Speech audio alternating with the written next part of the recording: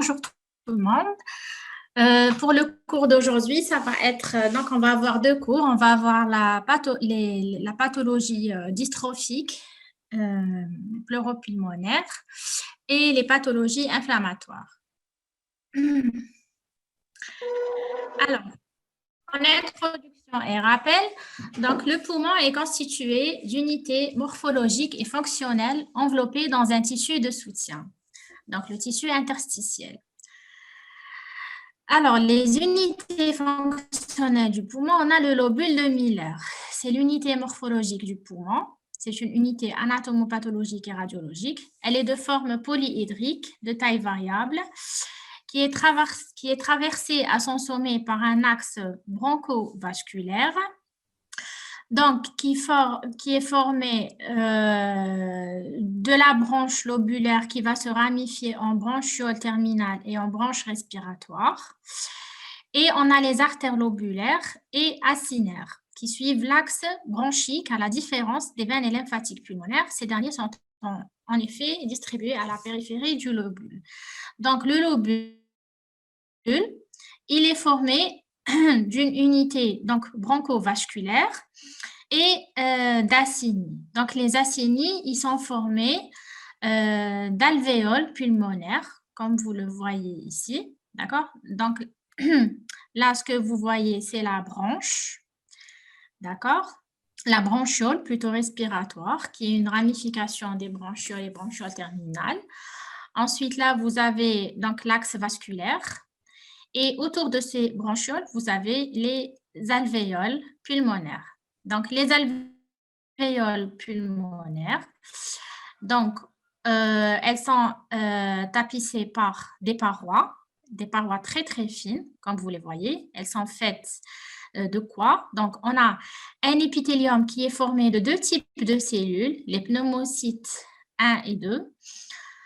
On a un tissu conjonctif très mince, formé de fibres de réticuline, de collagène et élastique, donc, et un riche réseau de capillaires. Donc, ces parois fibres conjonctivo-vasculaires, ce sont ces parois qui vont permettre les échanges gazeux.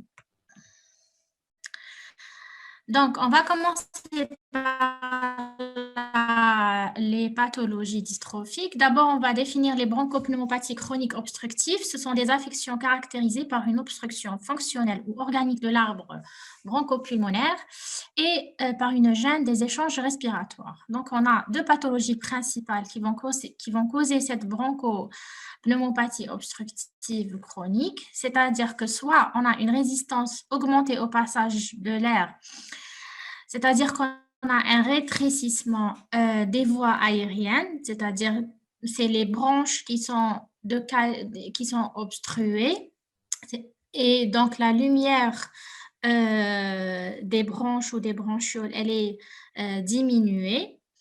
Donc, dans ce cas-là, on a un rétrécissement des voies aériennes, soit on a une pression réduite de l'air expiré qui est due à une diminution, qu'elle est plus due à une altération dans le parenchyme pulmonaire, c'est-à-dire que les parois alvéolaires peuvent être épaissies par de la fibrose ou bien elles sont fragilisées, c'est ce qui va causer, on va voir par la suite, un emphysème.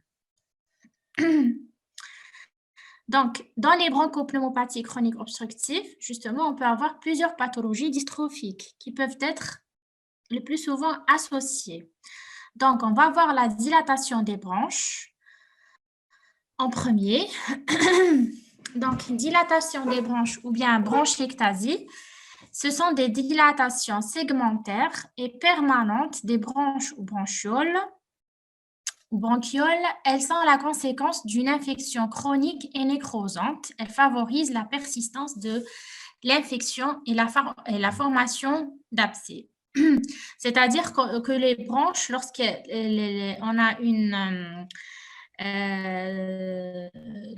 sont agressées en permanence, soit par la pollution, soit par exemple par la fumée de cigarettes, Donc, elles vont être agressées, elles vont être détruites et il y aura donc une inflammation qui va essayer de réparer toute cette agression. Et sur cette inflammation donc chronique, il peut y avoir donc des infections à répétition et ça va devenir donc un cercle vicieux. Donc, pour les causes des bronchiectasies, donc on avait dit une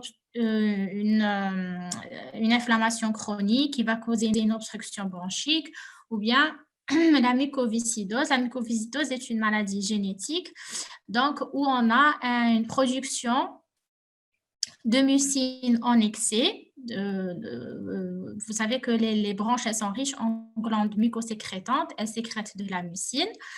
Et dans la mucoviscidose, cette mucine, elle est très abondante, ce qui fait que elle va obstruer la lumière bronchique et ça va fragiliser, donc ça va fragiliser la bronche par des inflammations chroniques. Donc, quel que soit l'agresseur initial de la muqueuse bronchique, les bronchiectasies sont la conséquence essentiellement de facteurs locaux. Donc, on a une altération de la muqueuse, une colonisation bactérienne et une réponse inflammatoire de l'hôte qui peut être exagérée avec des dommages tissulaires.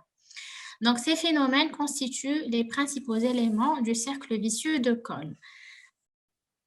C'est-à-dire qu'on peut avoir une charge, on peut avoir par exemple une infection bactérienne. Donc, cette infection bactérienne va causer une inflammation. Suite à cette inflammation, on va avoir des dommages tissulaires. Suite à ces dommages tissulaires, donc, l'épithélium des bronches va essayer de se réparer, mais il ne va pas se réparer d'une manière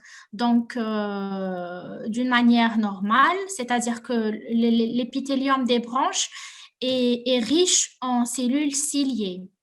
En cellules ciliées, les cils, ils ont pour rôle donc d'évacuer tous les particules exogènes qui se trouvent dans les branches, que ce soit de la poussière, que ce soit de surproduction de mucine. Donc, lorsque l'épithélium il se répare et se régénère avec des cellules ciliées qui ne sont pas bien fonctionnelles ou bien qui sont carrément absentes, dans ce cas-là, on aura un épithélium qui ne sera pas très fonctionnel. Et c'est ce qui va justement engendrer donc des infections bactériennes et ça va être un cercle vicieux. Ou bien, ça peut commencer par une simple inflammation chez un fumeur chronique. Donc, suite à ces inflammations, il y aura des destructions tissulaires avec altération des cellules ciliées de l'épithélium bronchique et c'est ce qui va favoriser les infections bactériennes. Donc, la dilatation, pour les étiologies, la dilatation des bronches est une affection acquise le plus souvent, donc c'est suite aux agressions donc, de l'environnement. Toutefois, sa survenue fait intervenir des facteurs d'environnement, surtout infectieux, et le terrain prédisposant. Bien sûr, lorsqu'on a des facteurs environnementaux qui peuvent causer une pathologie, on a toujours une sensibilité plus ou moins différente d'un patient à un autre selon le terrain prédisposant. Donc, les formes dites congénitales sont surtout l'expression d'un terrain prédisposant et correspondant à des formes diffuses. Donc, soit ce sont des patients qui ont un déficit immunitaire humoral ou bien cellulaire. Donc, c'est ce qui va donc aggraver les inflammations bronchiques. Il n'y aura pas de réparation de l'inflammation qui va se faire correctement, donc ça va aggraver la pathologie inflammatoire bronchique. Soit ce sont des patients qui ont une mucoviscidose, soit ce sont des patients qui ont donc une maladie génétique qui est la dyskinésie ciliaire primitive, c'est-à-dire que ce sont des patients qui ont des au niveau de l'épithélium bronchique, les cils des cellules ciliées sont dyskinétiques, c'est-à-dire qui ne sont pas très fonctionnels, qui ne sont pas très mobiles. Ils sont quasiment immobiles, donc, et ne sont pas très fonctionnels. Donc, ce qui fait que ça va favoriser les infections et les surinfections bronchiques. Donc, les formes acquises peuvent être localisées ou bien diffuses, ou bien elles peuvent être donc aggravées par la compression ou par des bronchopneumopathies. Donc, vous avez une image ici. Donc, là, c'est un parenchyme pulmonaire, d'accord? Là, c'est un parenchyme qui est quasiment presque normal, d'accord? Donc, dans cette zone, ce que vous remarquez, c'est que vous avez donc des bronches et même des bronchioles qui sont presque de très petite taille, parfois à peine visibles, mais là, on voit qu'elles sont très dilatées, très dilatées, et le parenchyme tout autour, il est détruit parce que généralement, lorsque c'est un patient qui a une dilatation des bronches, c'est un patient qui présente donc des lésions associées au niveau du parenchyme. Donc, c'est pour ça que même le parenchyme tout autour, il est altéré. Mais ce qui est frappant ici, c'est le diamètre des bronchioles qui est très, très augmenté. Donc, à l'aspect histologique, on va retrouver donc ces bronches ou là, ces bronchioles qui vont être remaniées. Alors, qu'est-ce qu'on va voir? Vous savez que les bronches ou bien bronchioles, elles ont un épithélium de type respiratoire, c'est-à-dire pseudostratifié cilié, un chorion qui est conjonctivo-vasculaire et qui est entouré par une mince couche de fibres musculaires striées. De fibres musculaires lisses, pardon.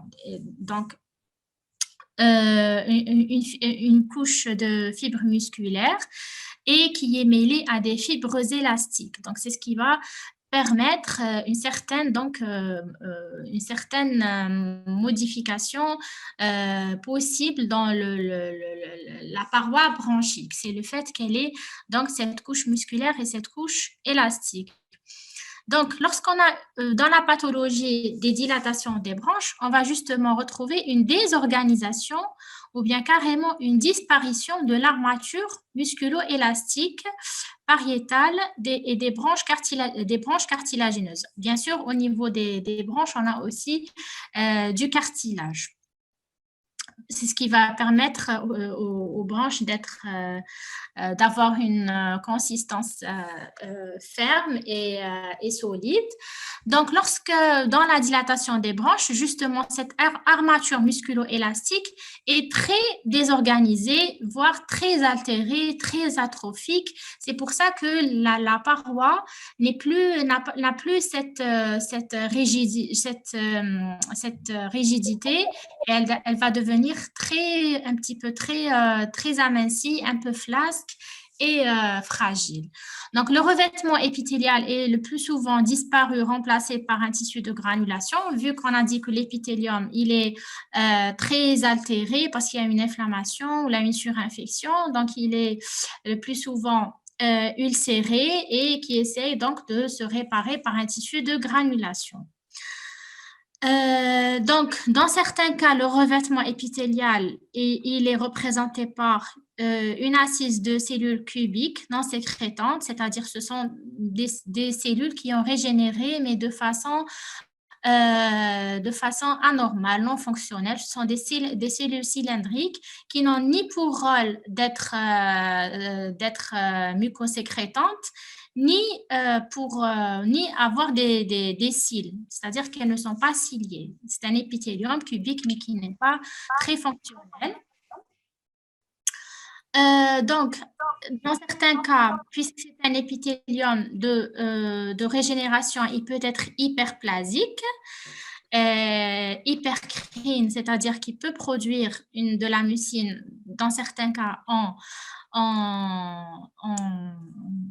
de façon augmentée, Ou bien, comme vous le savez, l'épithélium bronchique, le plus souvent, lorsqu'il se régénère, il peut être en métaplasie malpighienne, c'est-à-dire qu'il va être, au lieu de régénérer en un épithélium respiratoire normal, il va régénérer sous forme d'un épithélium malpighien. Pourquoi? Parce que l'épithélium malpighien, c'est un épithélium qui est pluristratifié, donc qui est plus solide, c'est-à-dire en croyant bien faire, c'est pour protéger l'épithélium respiratoire. Mais au fait, c'est un épithélium qui ne va servir à rien puisqu'il ne va pas avoir de cellules mucosécrétantes et de cellules ciliées.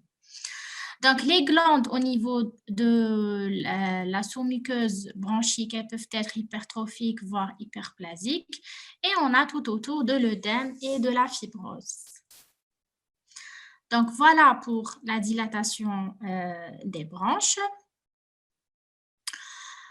Deuxièmement, on va voir l'emphysème pulmonaire. Alors, l'emphysème pulmonaire, c'est l'élargissement anormal et permanent des espaces aériens distaux jusqu'au bronchiole terminal, avec destruction de la paroi alvéolaire, mais sans fibrose significative.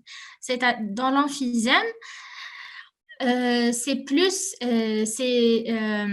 les espaces aériens qui vont être carrément détruits.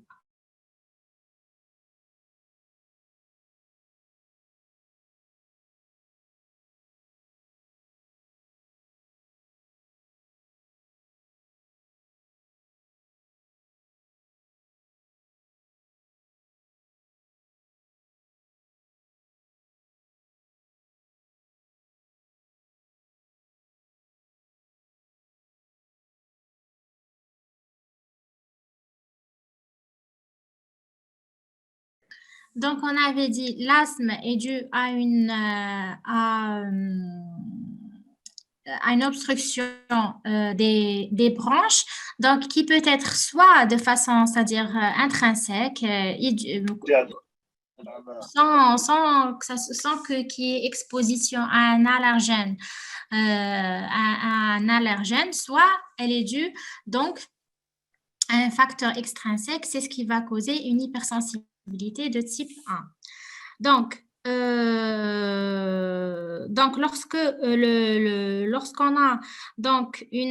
lorsqu'on est exposé à un allergène, donc on va avoir une réaction immunitaire humorale avec production des IgE. Les immunoglobulines, les IgE vont se fixer avec l'antigène sur d'autres cellules inflammatoires, donc sur les mastocytes et sur les polynucléaires basophiles. Ces cellules inflammatoires, donc, elles vont sécréter des médiateurs comme l'histamine. Donc, l'histamine est un médiateur chimique qui a donc pour rôle d'activer donc qui va favoriser la congestion et l'œdème au niveau de la paroi bronchique. Donc, suite à cette congestion importante et cet œdème, cette réaction inflammatoire importante, la branche va être obstruée. Donc, il y aura une vasoconstriction de la branche elle va être épaissie par cette réaction inflammatoire importante et va être obstruée. Donc, c'est ce qui va causer l'asthme. Donc, sur le plan microscopique, qu'est-ce qu'on va avoir? Donc, là, c'est la coupe histologique d'une branche. Donc, comme vous voyez là, vous avez la muqueuse qui est tapissée par un épithélium de type respiratoire, ensuite qui surmonte un chorion et qui est entouré par donc, une couche de fibres musculaires lisses. D'accord? Donc, dans l'asthme, qu'est-ce qu'on va retrouver? On va retrouver une hypersécrétion de mucus dans la lumière, vu qu'on a une réaction inflammatoire qui est importante. On va voir un épaississement de la membrane basale. Là, donc, la membrane basale, elle est en sous-épithéliale, donc elle va être plus épaissie. On va voir donc la couche musculaire lisse qui va être hyperplasique, c'est-à-dire qui va elle va être réactionnelle et qui va s'hypertrophier. Et on va avoir donc un infiltrat inflammatoire qui va être riche en polynucléaires et eosinophiles, vu que généralement, elle est associée à une réaction allergique. Donc voilà pour l'asthme bronchique. Il faut retenir tous ces critères, c'est très important. L'hypersécrétion de mucus, la couche musculaire lisse qui est épaissie et un infiltrat inflammatoire qui est riche en polynucléaires et eosinophiles. Donc, on a vu la dilatation des bronches, on a vu l'emphysème, l'asthme, et maintenant, on va voir les bronchopneumopathies interstitielles fibrosantes. Alors, les pneumopathies sont des maladies pulmonaires parenchymateuses définies histologiquement par l'atteinte prédominante de l'interstitium pulmonaire par un processus diffus ou disséminé inflammatoire, souvent fibrosant. C'est-à-dire que là, on va avoir la paroi alvéolaire qui va être au contraire, qui va être hyperplasique, qui va être épaissie, essentiellement par des fibroblastes, donc qui vont produire du collagène.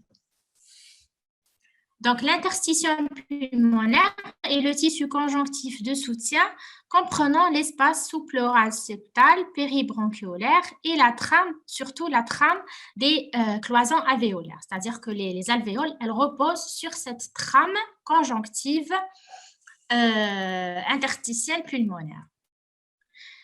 Donc,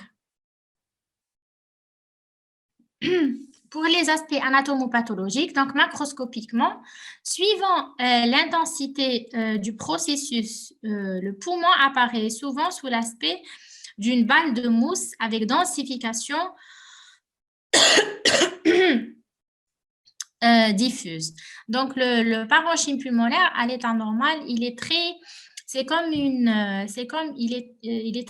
spongieux. Il a une consistance comme d'une éponge. Donc, lorsqu'il y a cet excès de fibrose dans le parenchyme pulmonaire, il va avoir donc une consistance beaucoup moins spongieuse.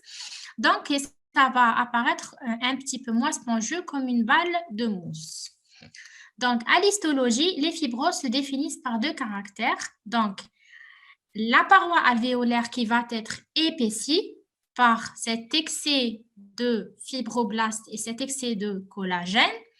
Et donc, les cellules alvéolaires vont essayer donc de suivre cette réaction collagénique et les cellules alvéolaires vont se multiplier. Donc, histologiquement, on va avoir une paroi qui est épaissie. Donc, au début, on va avoir de l'œdème, de l'hémorragie. Ensuite, on va avoir une production exagérée des fibres collagènes et élastiques avec multiplication des cellules musculaires, une augmentation du nombre des vaisseaux et une imprégnation calcaire, anthracosique. On peut avoir même des dépôts d'amylose, de métaplasie adipeuse, chondroïde et même osseuse. Donc, comme vous savez, la fibrose, lorsqu'elle devient très chronique, elle peut être siège de métaplasie, c'est-à-dire qu'elle va se multiplier en se transformant en un autre tissu qui est anormal, qui n'est pas censé être retrouvé dans la paroi alvéolaire, donc soit sous forme de tissu adipeux ou même de tissu osseux ou même de dépôts. Les dépôts amyloïdes, par contre, ce n'est pas une métaplasie, mais c'est des dépôts protéiques anormaux. Donc, là, on avait vu l'épaississement de la paroi qui devient très fibreuse. Dans les fibroses interstitielles, on a l'épaississement de la paroi et on a la multiplication des cellules alvéolaires. Donc, les aspects sont variés, allant de la métaplasie cubique ou cylindrique du revêtement à la desquamation de nombreuses cellules d'aspect souvent macrophagique, parfois nécrosée, participation à la formation de membranes hyalines. Donc, les alvéoles vont se multiplier, donc mais de façon un petit peu de façon métaplasique, c'est-à-dire qu'au lieu d'avoir des pneumocytes de type 1 et 2 normalement retrouvés, on va retrouver un autre épithélium qui est cubique ou cylindrique. Et parfois, on a cet épithélium qui va être, qui est très fragile, va se desquamer. D'accord? Et il va être remplacé, comme vous savez, les alvéoles sont très riches en macrophages. Dans la lumière macrophagique, dans la lumière alvéolaire, on retrouve à l'état normal beaucoup de macrophages.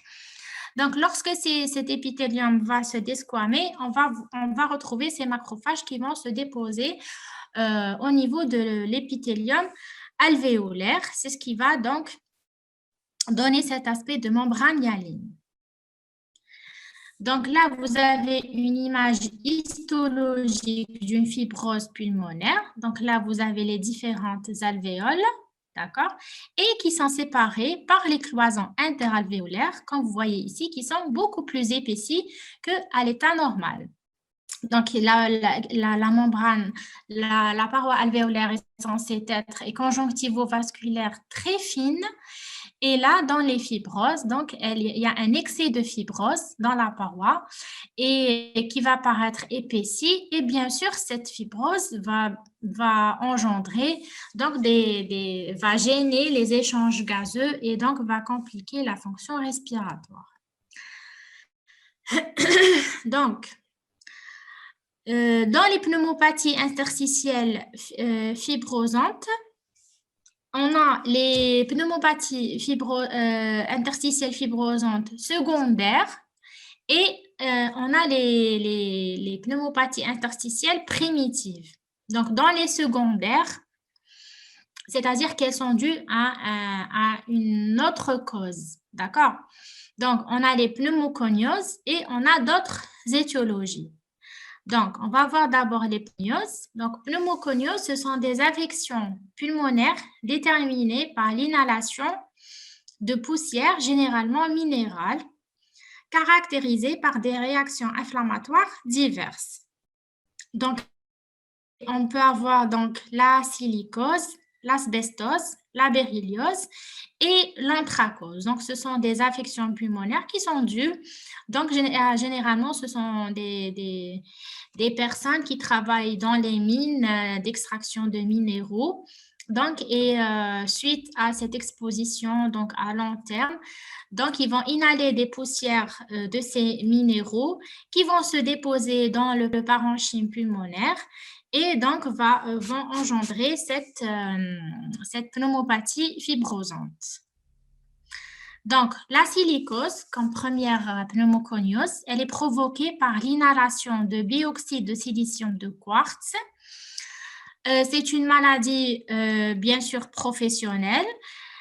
Donc, les patients qui travaillent dans les secteurs des mines, des carrières, dans les creusements de tunnels, dans les fonderies, dans les industries de verre, la céramique, les activités de décapage, de polissage avec du sable. Donc, lorsqu'on va interroger le malade, on va retrouver la notion d'exposition.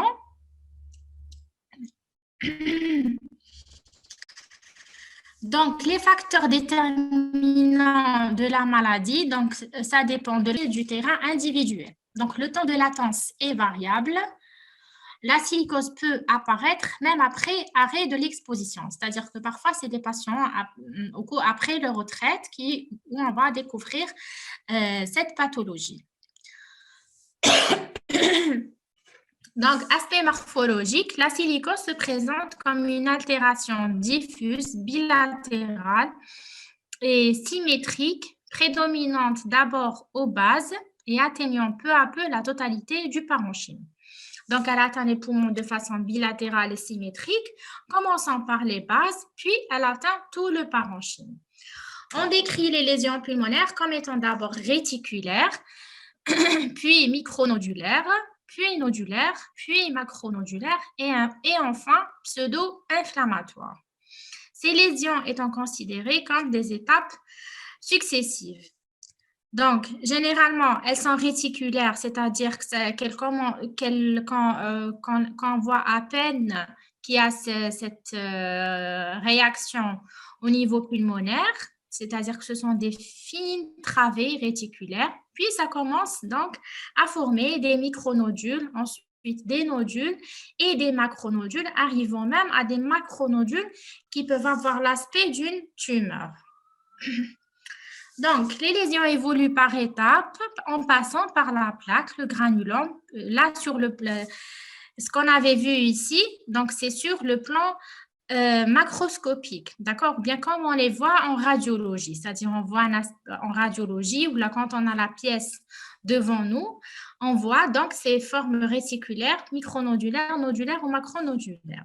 Sur le plan histologique, c'est-à-dire au microscope, on va voir soit la première étape qui est la plaque silicotique, le deuxième aspect est le granulome silicotique, le troisième aspect est le nodule silicotique. Donc, la plaque silicotique, on va avoir l'aspect d'alvéolite macrophagique avec cellules géantes contenant des poussières biréfringentes en lumière polarisée. C'est-à-dire que ces particules minéraux qui ont été donc emprisonnés dans les alvéoles pulmonaires vont engendrer une réaction macrophagique. Donc, les macrophages au niveau de l'alvéole vont essayer de phagocyter ces fibres, ces particules minéraux. Donc, on va avoir la formation de cellules géantes avec ces macrophages. Et donc, c'est ce qu'on appelle la plaque silicotique, c'est-à-dire que la réaction, elle est surtout alvéolaire. Au début, dans la lumière alvéolaire, on a une alvéolite macrophagique. Ensuite, on a le granulome silicotique, c'est-à-dire que ces particules silicotiques pénètrent dans les cloisons interalvéolaires et vont engendrer une réaction inflammatoire importante avec formation de granulomes inflammatoires. Donc, dans la paroi des alvéoles, on va avoir cette réaction inflammatoire c'est ce qui va nous donner l'aspect de granulome silicotique. Ensuite, là, puisque les particules silicotiques ne vont pas pouvoir être phagocytées ou bien digérées par les éléments inflammatoires, donc il y aura une inflammation, une réaction inflammatoire qui va être chronique et avec formation de fibrose, justement. Donc, on va avoir formation de nodules de taille variable qui vont avoir un aspect bien limité, d'aspect fibro ou sclérogène, organisé de façon concentrique en bulbe d'oignon. Donc, comme vous voyez là, donc là, vous avez une plaque silicotique, d'accord, qui est nodulaire, comme vous le voyez ici, blanchâtre, par la formation donc, de fibrose. Et donc, parfois, ces nodules, ces silicotiques vont être confluents et former carrément un aspect pseudo-tumoral. Donc là, elle est plutôt noirâtre parce qu'elle est mêlée à des dépôts d'anthracose. Voilà, donc là, vous avez des images, d'accord, de plaques silicotiques, comme vous le voyez.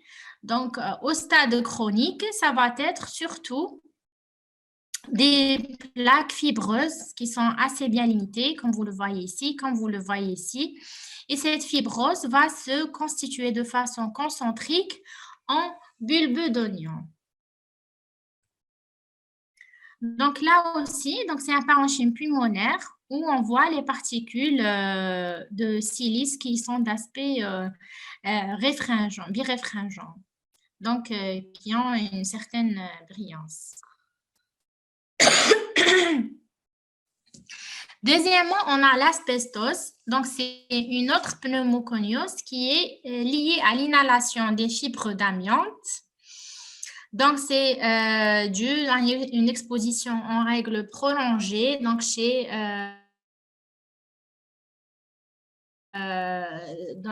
on utilisait surtout l'amiante comme isolant dans les constructions des bâtiments et immeubles, chose qui ne se fait plus maintenant.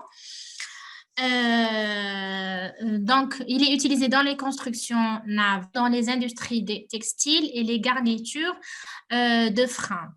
Donc, il réalise une pneumopathie interstitielle fibrosante qui est grave. Donc, pour la pathogénie, les fibres altèrent la paroi des alvéoles et celle des bronchioles et y déterminent de petites hémorragies. Elle est prise par les macrophages plurinucléés qui se chargent en même temps d'hémosidérine. Donc, on va avoir les macrophages qui vont essayer de digérer donc, ces fibres ces particules d'amiante. Et ces macrophages, ils ont la particularité donc, qui est de se charger en hémosidérine. L'hémosidérine est le pigment des érythrocytes, d'accord? C'est un pigment qui est riche en fer. Donc, ce complexe d'amiante-hémosidérine aboutit à la formation de corps asbestosiques. Donc, macroscopiquement, on va... Donc, macroscopiquement, on va avoir une sclérose avec emphysème prédominant aux bases, sans nodule ni masse pseudo-tumorale. Donc, généralement, l'aspect typique de l'asbestose, il est généralement en sous-pleural. Et on a la plèvre qui devient très épaissie et parfois avec lésions emphysémateuses. Donc, comme vous voyez ici, la plèvre est également épaissie. Donc là, également, la plèvre, elle est épaissie. Et on n'a pas, comme dans la silicose, la formation de nodules ou d'aspect pseudo-tumoral. C'est beaucoup plus la plèvre qui est très épaissie. Donc, microscopiquement, on a intrication de zones normales, de plages d'emphysème et de sclérose systématisée. Donc, la sclérose, comme vous voyez, on revient à la plaque d'avant. Donc, le parenchyme, on voit bien qu'il est un petit peu anormal, d'accord? Pourquoi? Parce qu'on a la formation de fibrose qui est dans le tissu interstitiel du parenchyme pulmonaire sans formation de véritables nodules ou là, de véritables plaques, d'accord? Donc, on peut avoir des bulles d'emphysème qui vont associer ces lésions. Alors, on va essayer de mettre en évidence les corps asbestosiques, c'est-à-dire que puisque les macrophages qui vont englober les particules d'amiante sont riches en hémosidérine, l'hémosidérine qui est riche en fer, on va essayer de colorer le fer par la coloration de Pearls et qui va colorer le fer en bleu. Donc, les lésions d'asbestose, donc ce sont des lésions de pachypleurite. Donc, c'est surtout, on va avoir un épaississement des plèvres avec adhérence de la plèvre viscérale et pariétale qui va être épaissie. Et l'asbestose est une maladie cancérigène donc, qui va évoluer vers le mésothéliome malin, c'est-à-dire vers une maladie du revêtement mésothélial de la plèvre. Et c'est une maladie, c'est une pathologie maligne du revêtement mésothélial de la plèvre qu'on appelle le mésothéliome malin. Donc, l'asbestose ou bien l'amiante a été considéré comme un agent, comme un facteur cancérigène. Donc là, comme vous voyez, donc, au niveau du parenchyme pulmonaire, on a donc la présence d'une sclérose ou bien d'une fibrose d'une part et d'autre part, la présence de parenchyme pulmonaire qui est emphysémateux. Donc, là, on a la mise en évidence des corps asbestosiques, d'accord? Donc, qui sont, on avait dit, riches en fer. Les macrophages sont riches en fer et qui ont pris la coloration bleue, d'accord? Avec la coloration de Pearls. Donc, si on arrive à mettre en évidence ces images avec la coloration de Pearls, on peut mettre le diagnostic de asbestose. Alors, la berlioz, elle est causée par, la berlioz est une autre pneumoconiose qui est causée par les poussières de beryllium dans les industries aérospatiales et électroniques. Cette affection provoque des pneumopathies aiguës ou chroniques. Donc, dans les affections aiguës, on va avoir des bronchopneumonies et une insuffisance respiratoire aiguë. Dans les affections chroniques, on va avoir une réaction à corps étranger avec formation de nodules histiocytaires centrés de cellules géantes multinucléées englobant des particules de beryllium. Et également, donc au début, ce sont des macrophages ou des histiocytes qui vont essayer de digérer ou de phagocyter ces particules de beryllium. Ensuite, comme dans la silicose, ces nodules vont évoluer vers la sclérose myéline. Alors, dans les pneumoconioses secondaires, dans les pneumopathies interstitielles diffuses secondaires, on a vu donc les pneumoconioses. Ensuite, on peut avoir d'autres pathologies donc, qui peuvent être engendrées cette fibrose interstitielle diffuse, qui sont la fibrose interstitielle diffuse secondaire est peu commune car le plus souvent elle est focale, donc soit elle est due à une cicatrice fibreuse, une fibrose nodulaire ou fibrose massive, c'est-à-dire que comme ça reste localisé, ça ne va pas engendrer, ça ne va pas toucher les deux poumons de façon bilatérale, donc elle est moins grave et moins fatale. On la rencontre dans les affections pleuropulmonaires telles que les bronchiectasies, la tuberculose, sarcoïdose, histiocytose et cardiopathie gauche post-radique. C'est-à-dire lorsque on a une réaction fibreuse qui reste localisée, donc ça ne va pas trop gêner la fonction respiratoire. Alors, là, on avait vu les pneumopathies interstitielles fibrosantes secondaires. Pour les pneumopathies interstitielles fibreuses primitives, donc, on a deux entités, d'accord? On a la fibrose pulmonaire idiopathique, c'est-à-dire que le poumon va fabriquer ou la synthétiser du collagène de façon idiopathique, c'est-à-dire qu'il n'y a pas de cause, il n'y a pas de pneumoconiose, il n'y a pas eu de maladie inflammatoire auparavant, et le poumon va donc synthétiser du collagène de façon anormale. Soit elle est primitive en rapport avec d'autres entités. Donc, la pneumopathie diffuse idiopathique, donc par définition, elles sont caractérisées par l'absence de cause ou de contexte spécifique identifié. Donc, les pneumopathies interstitielles idiopathiques représentent un groupe de maladies au sein duquel existe une hétérogénéité de la présentation clinique et de l'aspect pathologique. Donc, sont exclues les pneumopathies interstitielles de cause inconnue dans les contextes de connectivite et de maladies de système, c'est-à-dire comme on a par exemple la sclérodermie, la sarcoïdose, ou ce sont des atteintes multisystémiques et où on a une production de collagène dans plusieurs organes. Donc, dans ce cas-là, on n'est pas dans la pneumopathie diffuse idiopathique. On l'exclut parce que la pneumopathie diffuse idiopathique n'intéresse que le parenchyme pulmonaire. Donc, c'est la plus fréquente et la plus sévère des pneumopathies interstitielles primitives. Elle représente 60% avec 10 à 15% de survie. Donc, c'est en l'absence d'une cause, d'un médicament, d'une pneumoconiose ou d'un contexte de connectivite. La biopsie n'est pas toujours nécessaire quand les critères radiocliniques permettent d'élaborer le diagnostic. Donc, on réserve le terme de fibrose pulmonaire idiopathique à la pneumopathie interstitielle commune, c'est-à-dire que ce sont des synonymes, mais on préfère dire fibrose pulmonaire idiopathique.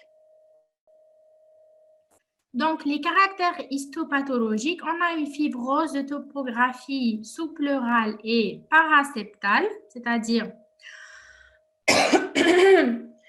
paraseptale et autour des septa et sous-pleurale. La dissémination des lésions, on a une dissémination des lésions avec alternance de zones pathologiques et de zones saines, avec une coexistence de lésions fibreuses et inflammatoires d'âge différents. Pourquoi? Parce qu'on a une réaction inflammatoire qui est chronique et on a donc des excès, des épisodes aigus de réaction inflammatoire. Et existence de lésions en rayon de miel, c'est-à-dire que ce sont des espaces aériens qui sont kystiques et recouverts d'un épithélium bronchiolaire et remplis de mucine, c'est-à-dire que les espaces aériens sont kystisés, sont augmentés de taille et l'épithélium bronchiolaire est rempli de mucine. C'est ce qui donne cet aspect de rayon de miel. Donc, comme vous voyez là, déjà en sous-pleural, comme vous voyez ici, on a une fibrose, un excès de fibrose qui est important. Et vous avez également, donc, dans les alvéoles, dans la paroi interalvéolaire, comme vous les voyez ici, qui est également épaissie par la fibrose. Et vous avez les aspects donc aériens qui sont kystisés tout autour. Parce qu'il y a une souffrance alvéolaire, c'est ce qui fait que ces espaces aériens vont être kystisés. Et parfois, donc là, c'est pas très évident, mais on peut, quand on a donc les espaces alvéolaires qui sont remplis de mucine avec un épithélium qui est hyperplasique, on l'appelle un aspect en rayon de miel.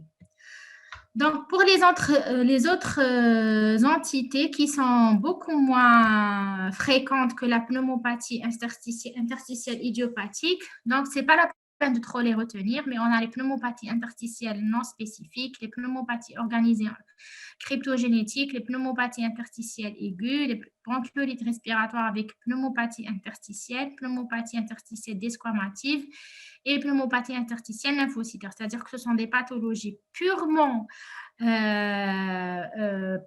pulmonaires qui sont de façon également, qui n'ont pas de cause inflammatoire connue, donc et qui vont engendrer une fibrose en excès, voilà, sans qu'il y ait une cause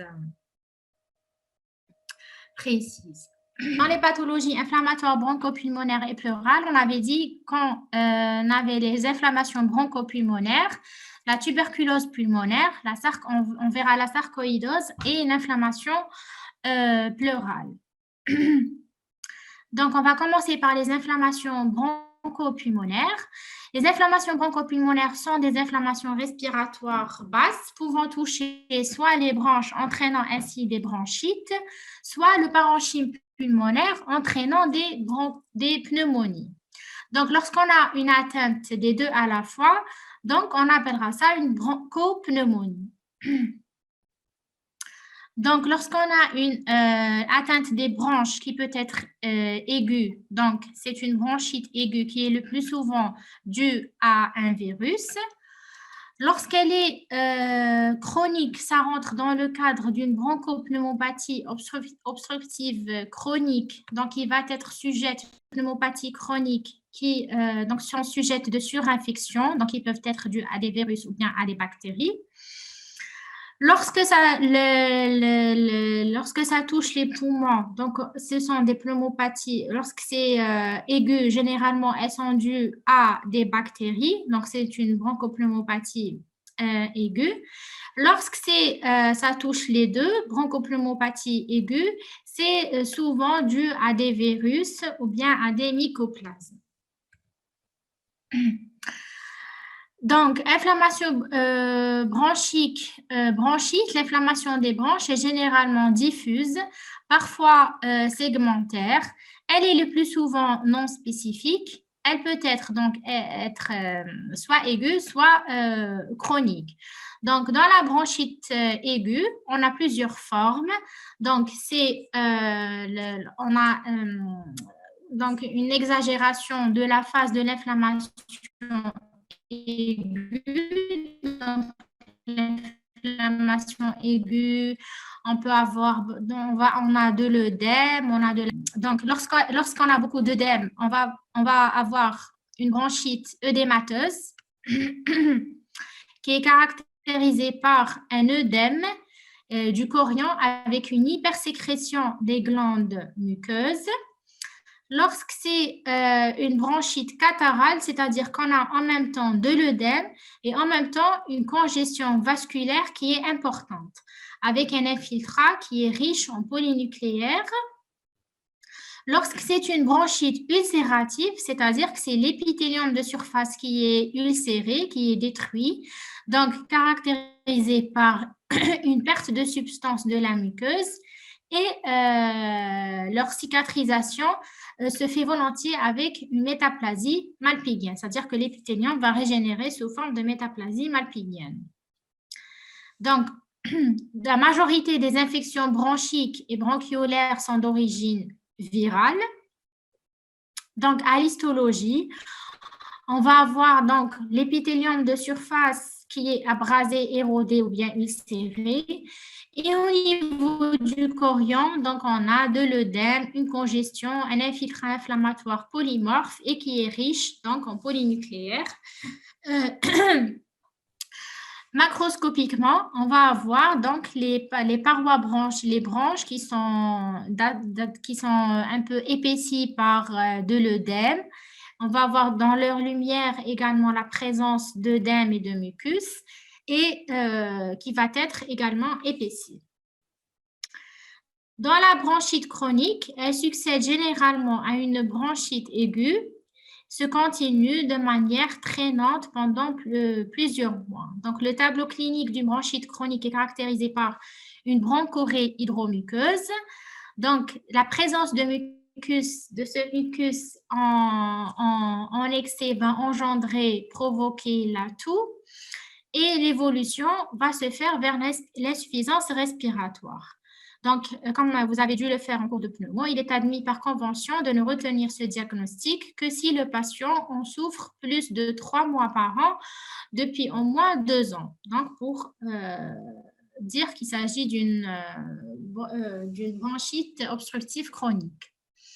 Donc, pour les éléments histopathologiques, donc la bronchite chronique est caractérisée par une hyperplasie des glandes, une hyperplasie de l'épithélium de revêtement dont le nombre des cellules à mucus augmente alors que celui des cellules ciliées diminue. Donc, lorsqu'il y a destruction de cet épithélium, les cellules ciliées sont peu abondantes par rapport aux cellules mucosécrétantes. Les foyers de métaplasie malpighienne sont fréquentes et l'infiltrat inflammatoire, il est donc fait d'éléments chroniques, c'est-à-dire lymphoplasmocytaires.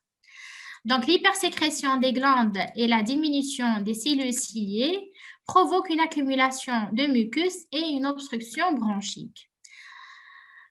Donc, généralement, justement, la bronchite chronique s'associe à l'emphysème pulmonaire et surtout, comme on avait vu tout à l'heure, à la dilatation des bronches. C'est-à-dire que lorsqu'on a une bronchite chronique, c'est ce qui va engendrer par la suite la fragilisation de la paroi bronchique et engendrer donc la dilatation des bronches.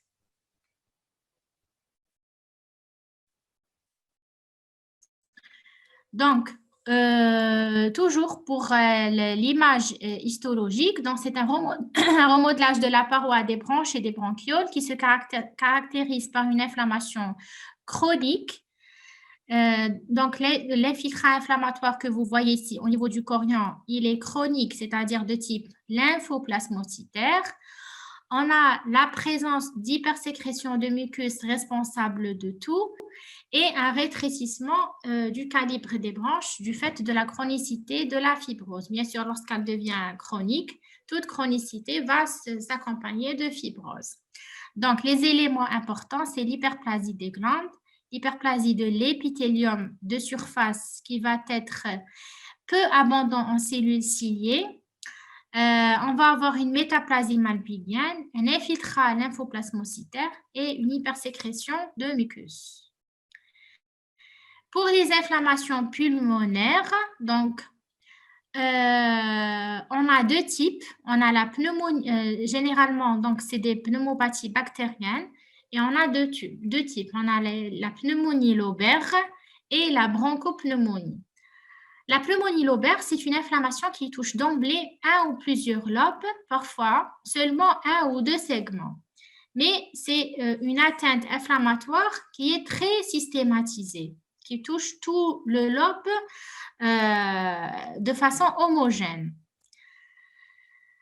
Donc, là, c'est pour revenir un petit peu, c'est-à-dire que là, c'est pour vous dire que les réactions inflammatoires dans les pneumonies bactériennes ou virales, donc lorsque c'est bactérien, ça touche surtout les alvéoles, d'accord? Et lorsque c'est viral, ou bien c'est dû à un mycoplasme, ça touche surtout le tissu interstitiel, d'accord? Donc, c'est dans les pneumonies bactériennes qu'on va avoir cette pneumonie lobaire. Parce qu'elle touche surtout les alvéoles. Donc, on a l'impression que tout le lobe est atteint. Par contre, lorsque c'est interstitiel, on n'a pas l'image de cette pneumonie lobaire. Pourquoi? Parce qu'elle ne touche pas beaucoup les alvéoles. Les alvéoles sont plus ou moins normaux, mais la réaction inflammatoire, elle est surtout dans le tissu interstitiel. C'est ce qui se passe dans les affections grippales, justement, que ce soit la grippe saisonnière un petit peu maligne ou bien comme les pneumonies à corona. Donc, dans les stades d'inflammation, donc on revient à la pneumonie lobaire, on a la congestion, l'hépatisation rouge, l'hépatisation grise et la résolution. Donc, voilà pour vous montrer un petit peu une différence. Donc, dans la pneumonie lobaire, donc comme on avait dit, qui est généralement bactérienne, on a donc tout l'aspect, donc même en radiologie, on va avoir tout le lobe qui est atteint de façon homogène et bien systématisée. Donc, on voit l'atteinte qui arrive jusqu'à la scissure et tout le lobe est atteint. Dans la bronchopneumopathie, comme elle touche en même temps les branches et les bronchioles et le parenchyme alvéolaire, donc l'inflammation, elle est sous aspect de petits nodules un petit peu disséminés de façon homogène. Elle n'est pas complètement systématisée. Donc, pneumonie lobaire et elle est systématisée. Bronchopneumonie, elle est sous forme de nodules.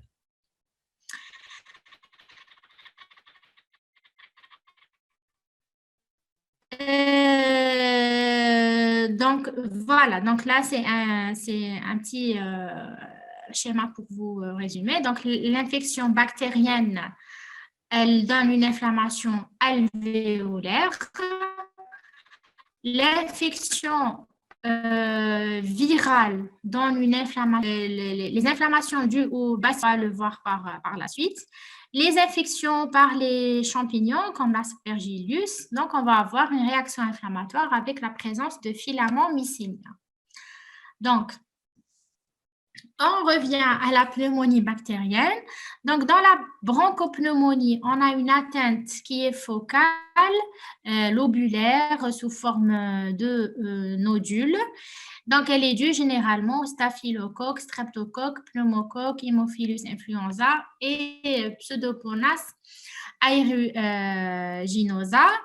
La pneumonie lobaire atteint tout le lobe, généralement due à un pneumocoque. Donc, voilà une image d'une bronchopneumonie. Donc, comme vous voyez, donc c'est une atteinte du lobe, mais sous forme de nodules qui sont donc plus ou moins distants et parfois un petit peu confluents. Donc là, c'est une image microscopique, d'accord? Donc là, vous avez un parenchyme qui est pulmonaire qui est normal. Et là, vous avez donc un parenchyme pulmonaire qui est le siège d'une réaction inflammatoire qui est aiguë. Donc, elle est au fort grossissement. Qu'est-ce qu'on va avoir? Donc, on va avoir la présence donc, de vaisseaux, de capillaires congestifs. On peut avoir la présence de trains inflammatoires qui est riche en polynucléaires neutrophiles. Donc, ces polynucléaires neutrophiles qui sont en train de phagocyter et de digérer ce parenchyme qui est infecté, d'accord? Donc, il y aura un tissu qui va se nécroser. Donc, la présence de ce tissu nécrosé, de ces éléments polynucléaires neutrophiles qui sont également altérés, mêlés à l'œdème, mêlés à de la fibrine, va nous donner la présence de PUL. Donc, et en périphérie, donc juste là, au contact de la lésion, au centre, on va avoir donc une parenchyme alvéolaire qui est également remaniée donc, par l'œdème et de la fibrine. L'atteinte, comme vous le voyez, et elle touche tout le lobe de façon systématique. D'accord? Donc, on voit la différence entre là, c'est un parenchyme qui est brunâtre, spongieux, et là, il est plutôt blanchâtre. Et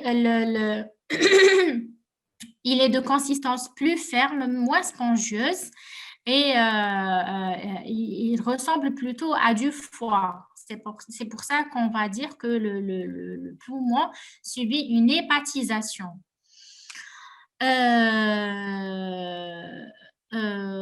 Voilà, donc vu la présence,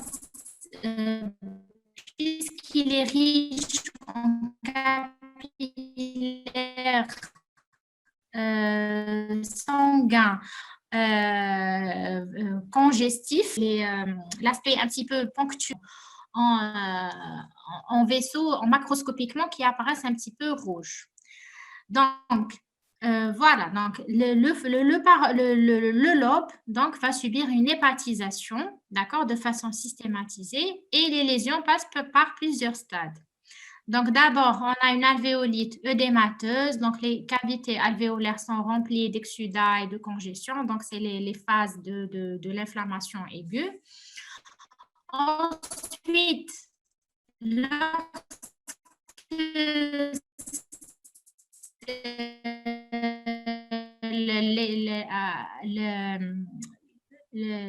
on va avoir passage des érythrocytes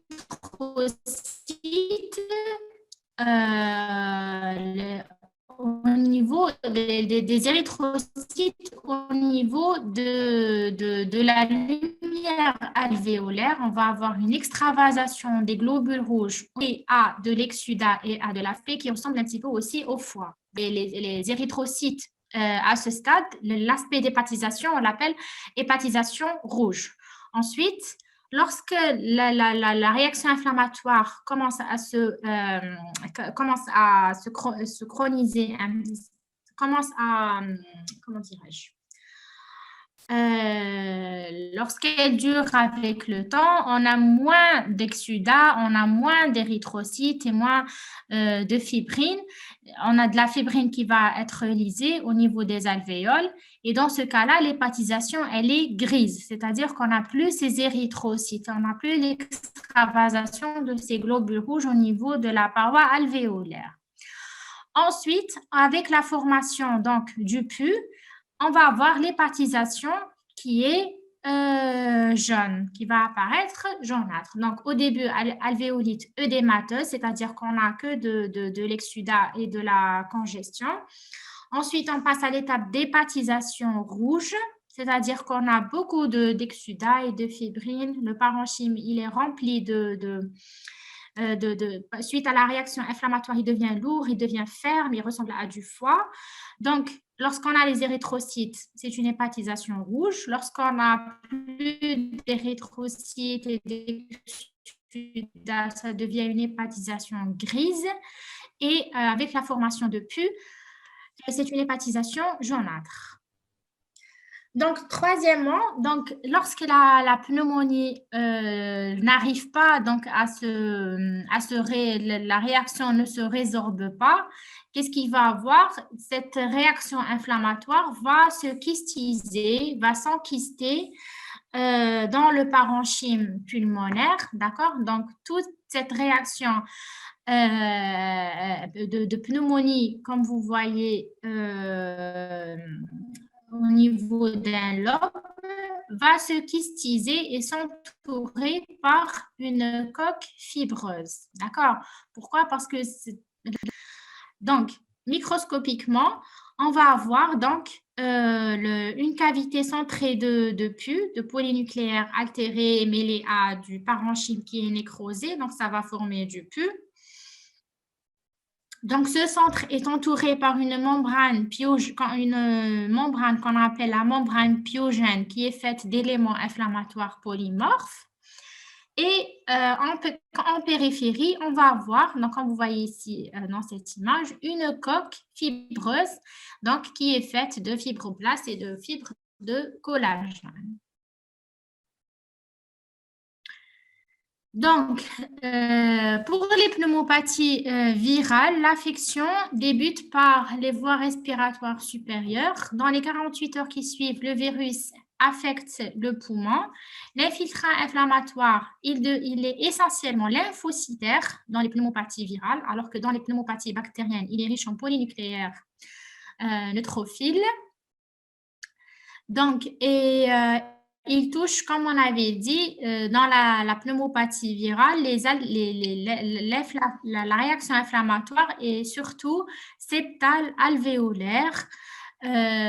Donc, ce qui fait que on a beaucoup de congestion et peu d'exsudat avec une suraffection bactérienne, bien sûr, qui est assez fréquente. C'est ce qui va compliquer la pneumopathie virale.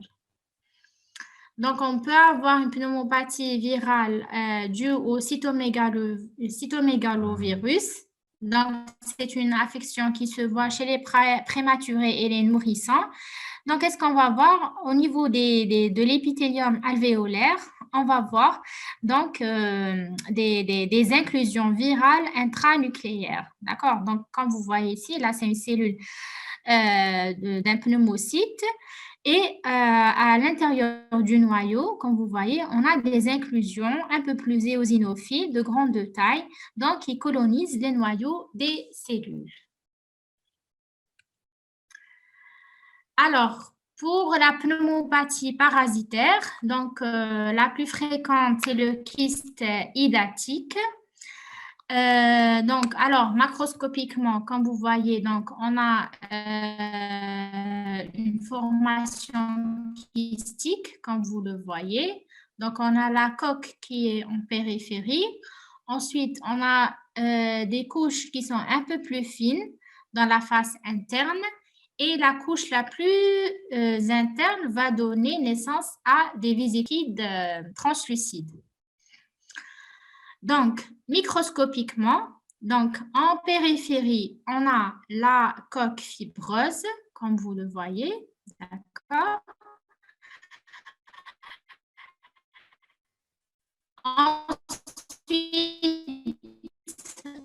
on a une couche intermédiaire qu'on appelle la cuticule, d'accord. C'est la deuxième, c'est-à-dire qu'on ne retrouve pas de noyau. La couche la plus interne, elle est très très fine, à peine si on arrive à la voir. Elle est nucléée, c'est-à-dire qu'on a des cellules avec donc le nucléolé. Et cette couche interne qu'on appelle la membrane proligère, c'est elle qui va donner naissance à ces vésicules filles. Voilà, donc pour les trois couches du kyste hydathique, donc on a le périkyste qui est la coque fibreuse, la cuticule et la membrane proligère qui va donner naissance aux vésicules fines. Donc, pour les pneumopathies granulomateuses, donc on avait vu les pneumopathies bactériennes, virales, parasitaires. Maintenant, les pneumopathies granulomateuses.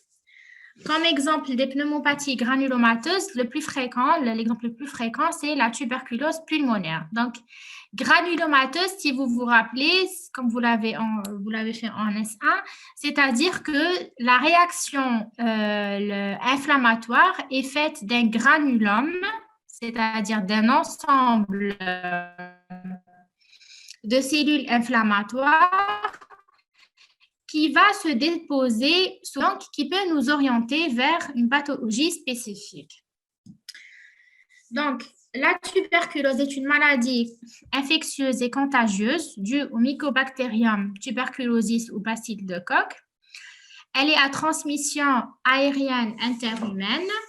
Elle est consécutive à une primo-infection récente ou bien une réinfection exogène massive ou bien une réactivation endogène par baisse de l'immunité. Donc, ça, c'est des notions que vous faites en clinique.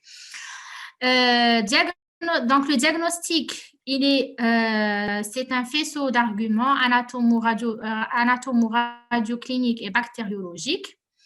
Le poumon est le siège de prédilection et la lésion typique, c'est le granulome épithélio-gigantocellulaire avec la présence de la nécrose caséeuse. Donc, macroscopiquement, on peut avoir donc plusieurs aspects. Donc, on a les aspects, premièrement, les aspects nodulaires, d'accord? Donc, les granulations miliaires, c'est-à-dire que ce sont là, c'est macroscopique, hein. Les granulations miliaires, c'est-à-dire que ce sont de multiples nodules qui sont disséminés dans le parenchyme pulmonaire et le nodule est à peine, il est intramillimétrique, c'est-à-dire qu'il atteint à peine 1 millimètre, d'accord? Donc, il est gris ou jaune, ils sont bien séparés les uns des autres, et généralement également répartis. Donc là, c'est pour les granulations miliaires. Les tubercules miliaires, ils sont un peu plus gros que les granulations miliaires. Ils sont souvent groupés par 2 ou 3, c'est-à-dire qu'ils sont confluents. D'accord? Les tubercules crus sont plus gros, donc ils mesurent de 8 à 10 mm, ils sont blancs jaunâtres. Les tubercules enquistés sont faits d'un centre cru, qui est généralement de la nécrose caséeuse, et d'une coque fibreuse périphérique adhérente au tissu voisin. C'est-à-dire que la réaction tuberculeuse est entourée par une formation kystique. Le tuberculum est une formation nodulaire volumineuse, donc qui est faite de caséum et de plusieurs centimètres avec des couches concentriques séparées par des zones calcifiées, donc qui peut avoir radiologiquement l'aspect d'une tumeur, d'une pseudotumeur.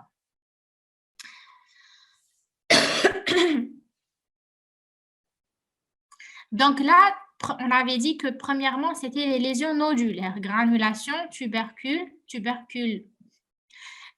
miliaire, tubercule cru, tubercule enquisté et tuberculum. Donc, ensuite, on peut avoir des infiltrations, on peut avoir des lésions dues au ramollissement du caséum et les cavernes. Donc, les infiltrations, c'est-à-dire que ce sont des lésions non pas nodulaires, mais elles sont à limite imprécises, elles sont mal limitées, non systématisées et à bord flou. C'est-à-dire c'est une plage comme ça dans un parenchyme qui est plage de nécrose caséeuse, de réaction tuberculeuse.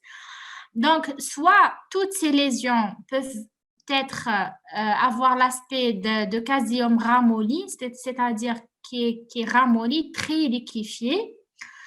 D'accord? Donc, que ce soit que ça soit nodulaire ou infiltration, donc le caséum peut avoir l'aspect ramolli, soit on a l'aspect de caverne. C'est-à-dire que généralement, lorsque la lésion elle est proche d'une branche, qu'est-ce qui va se passer? La réaction tuberculeuse va se fistuliser au niveau de la branche et le caséum va être drainé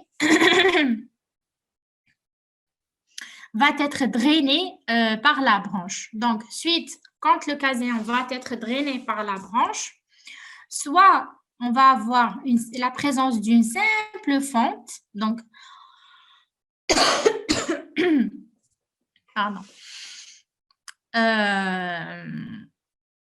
on va avoir soit la présence d'une simple fente creusée dans un bloc de caséum, c'est ce qu'on appelle une caverne à parois nécrotiques et exsudatives, c'est-à-dire que là, on a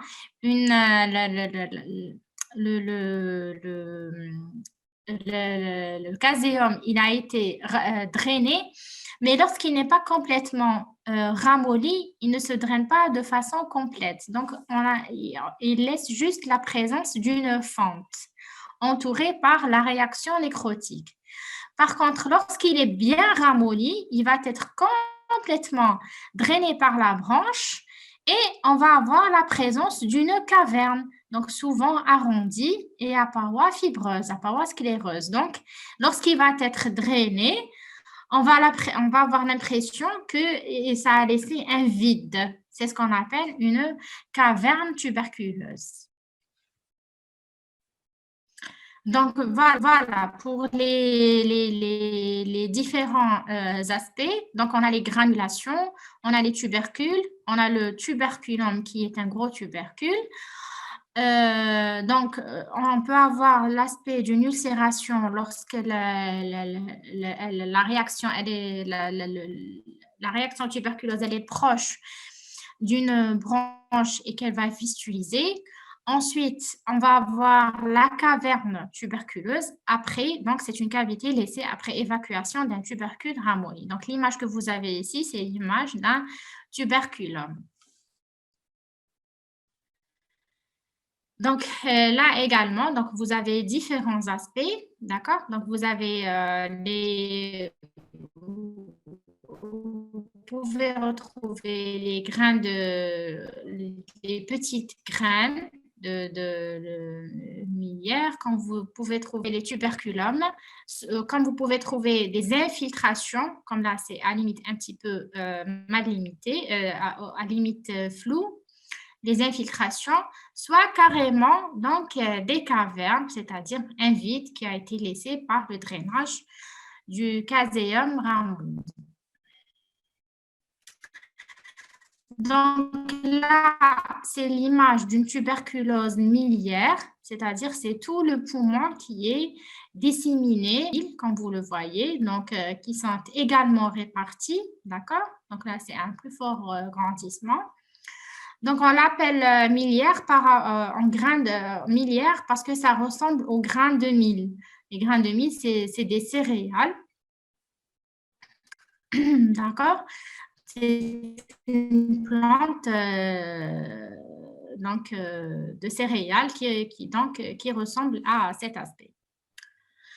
Donc, à l'histologie, donc on avait dit que c'est une inflammation granulomateuse giganto-cellulaire et nécrosante. D'accord? Donc, microscopiquement, qu'est-ce qu'on va avoir? On va avoir donc la présence de ce follicule, d'accord? Alors, ce follicule, il est constitué donc en périphérie d'une réaction histiocytaire. Ces histiocytes, ce sont des histioïdes qui ont un aspect, donc leur noyau étant, on appelle un noyau en semelle de chaussure, d'accord? Donc, ces histiocytes peuvent fusionner et donner une cellule géante multinucléée, comme vous le voyez ici, d'accord? Et au centre, on va avoir la présence de cette nécrose caséeuse, d'accord? Donc, la nécrose caséeuse, c'est une nécrose qui est éosinophile, d'accord? Elle est homogène, elle est d'aspect un petit peu craquelé, c'est-à-dire fissurée un petit peu, et qui est censée être anucléée, aniste, c'est-à-dire qu'on ne retrouve pas de noyau au sein de cette nécrose caséeuse.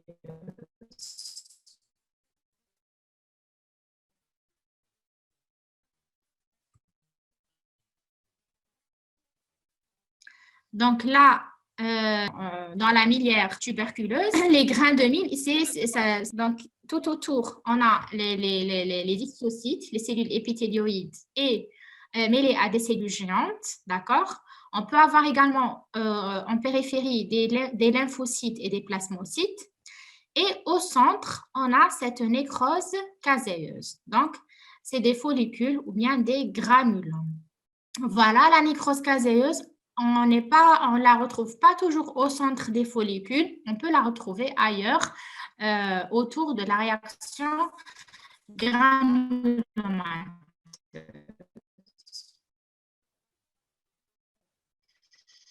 Donc là, pour les follicules, on voit bien les cellules histiocytaires, d'accord? Donc, vous voyez qu'ils ont un noyau particulier, allongé. Donc, en semelle de chaussures, là également, si vous arrivez à voir. Et là, ce sont des cellules géantes multinucléées. Donc, c'est la fusion des cellules épithélioïdes. Donc là, c'est moins évident, d'accord? On devine qu'il y a des follicules, d'accord? Et là, on a des cellules géantes multinucléées.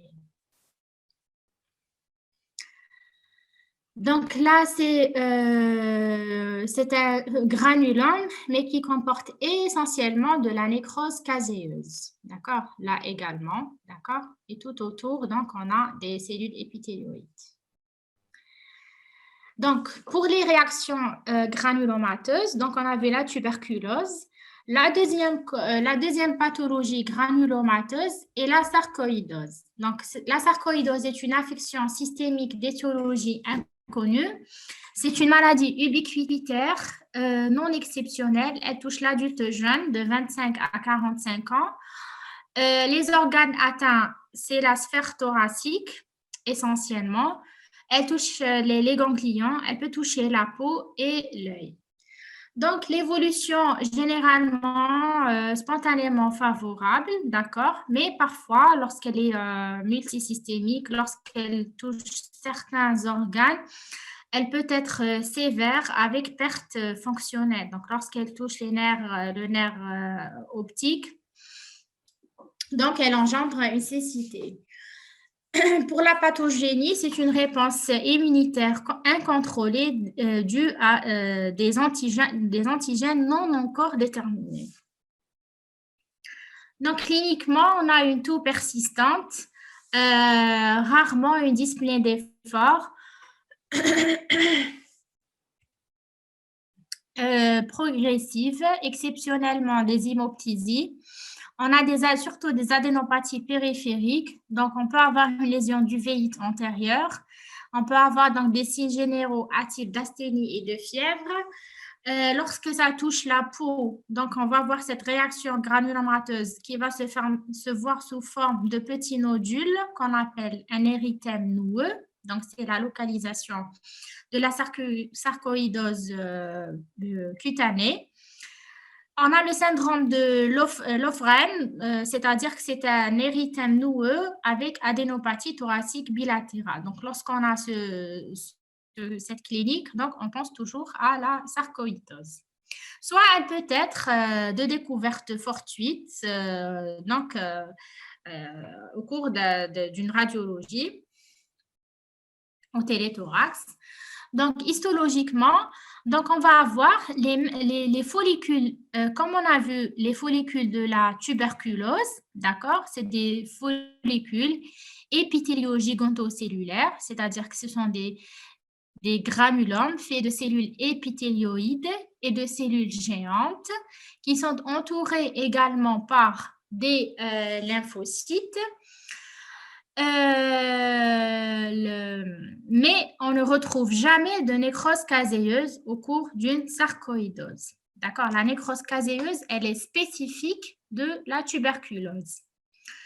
On peut avoir autre type de nécrose, mais qui est minime, qu'on appelle la nécrose fibrinoïde, d'accord?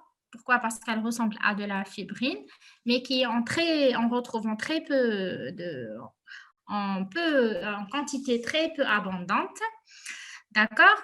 Donc, les follicules, ces follicules épithéliogigantocellulaires, ils ont la particularité d'être un petit peu moins confluents. La tuberculose, on peut les retrouver de façon confluente.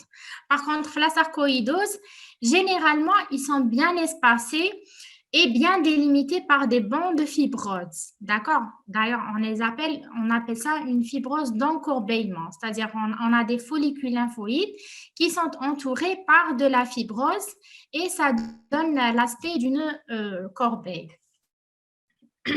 Voilà, on ne retrouve pas de corps étrangers ou d'agents infectieux à son contact.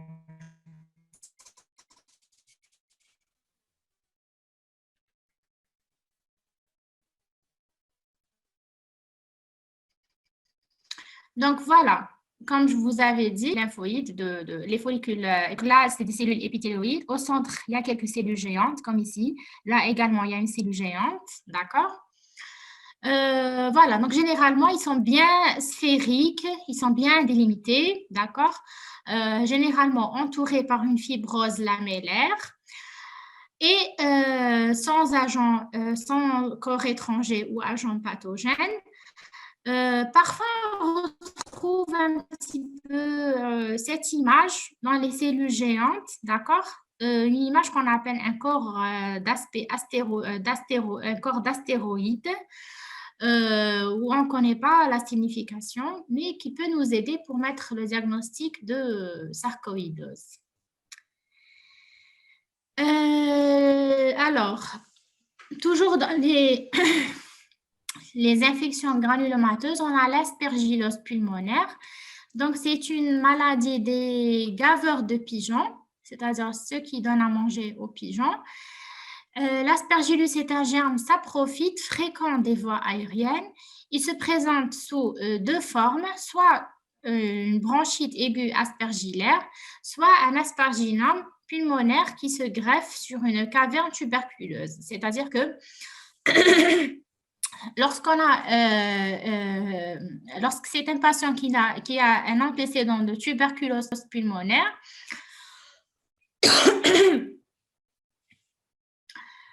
il est donc plus sujet à développer. On avait dit que l'aspergillose, on l'a retrouvé donc souvent chez des patients qui ont un antécédent de tuberculose, qui ont donc, une caverne tuberculose et où les germes d'aspergillus se greffaient au niveau de cette greffe, au niveau de cette caverne.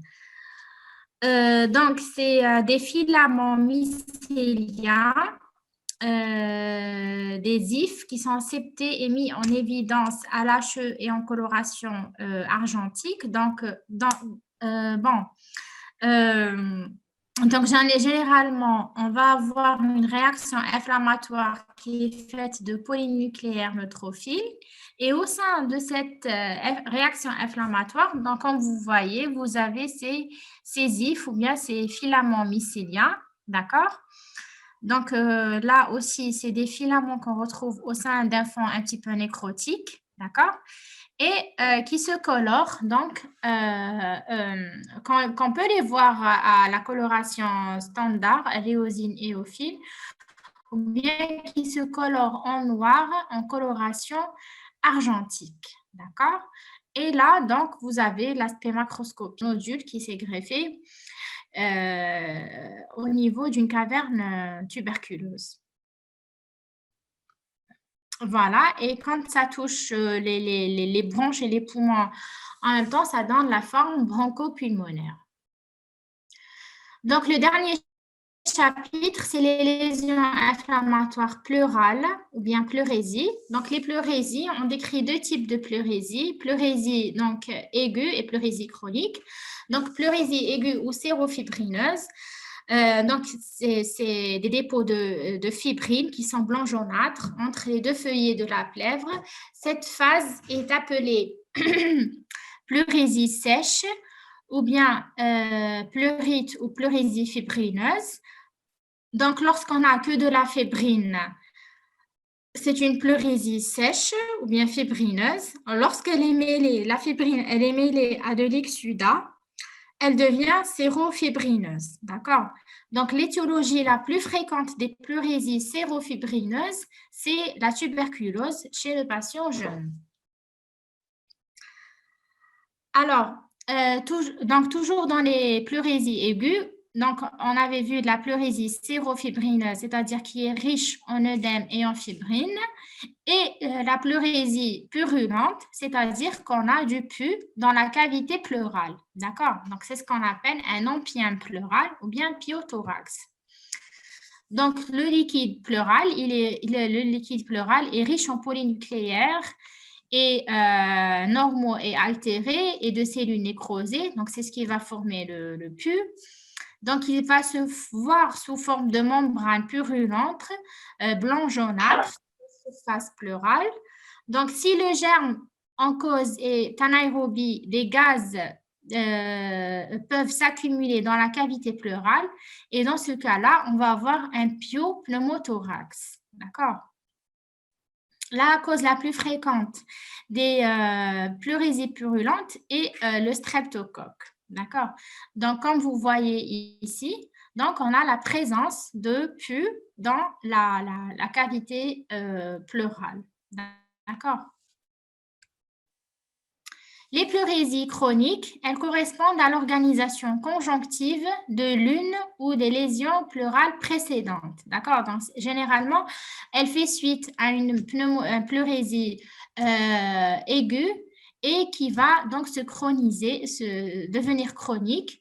Donc, les aspects histopathologiques sont variés. Donc, soit on va retrouver des brides et des adhérences, c'est-à-dire que on a des adhérences entre les deux feuillets de la plèvre, donc ils vont s'accoler par la présence de dépôts fibrineux.